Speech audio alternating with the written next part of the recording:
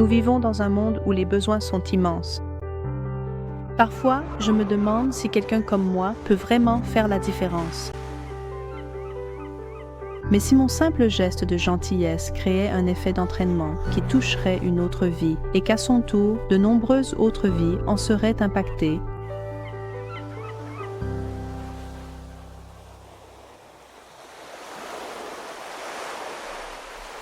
ma mère m'a parlé d'une organisation qui aide les enfants dans le besoin.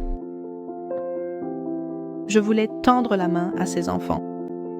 Je ne voulais pas garder pour moi toute la joie que la pêche me procurait. Même si je n'avais que 8 ans, j'ai décidé de créer un petit groupe de pêche pour ces enfants et j'ai prévu de les emmener à une sortie de pêche. Mais je me suis rendu compte qu'il me faudrait du matériel de pêche pour les enfants. J'ai vraiment eu beaucoup de chance car mes 2 grands-pères ont participé à la réalisation de ce rêve. Je considère que c'est un immense privilège vraiment exceptionnel de participer à certains de ces projets. Mon grand-père Nikou m'a tout appris sur la pêche, tandis que grand-père Kouri m'a aidé avec les blocs. Quand un ami de mon école d'origine a découvert mon idée, il a aussi voulu en faire partie.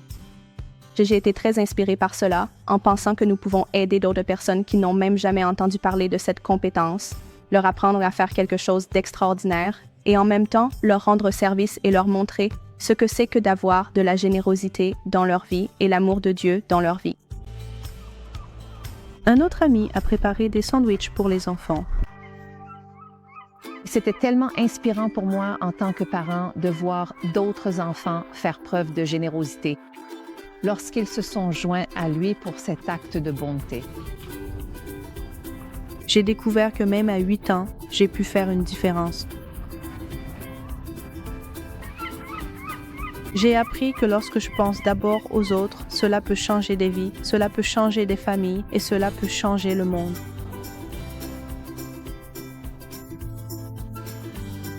Vous pouvez aussi lancer un projet comme celui-ci dans votre communauté. Il s'agit d'un petit acte de gentillesse.